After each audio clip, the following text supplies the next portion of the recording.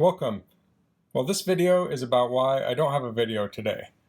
So I filmed a video and it was about some car stuff and I imported it into Final Cut Pro, and if you see here I have no audio.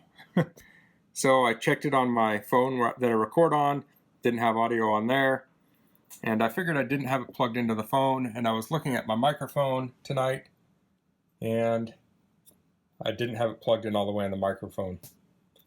So I do like this Comica microphone. I've been using it for almost all my videos probably.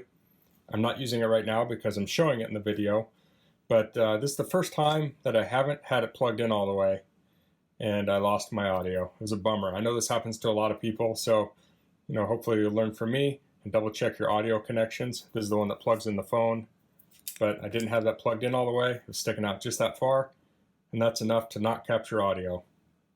So I'll probably redo the video I did today for tomorrow, and I may just voice it over. I may record it again. I'm not real sure. So that's all for today. Hope you can learn from my lesson. If you have any questions, leave them in the comments. If you like this video, click like, or if you want to click dislike, that's fine too. If you haven't subscribed to my channel, I'd appreciate it if you could do that. And thanks for watching. Until next time, goodbye.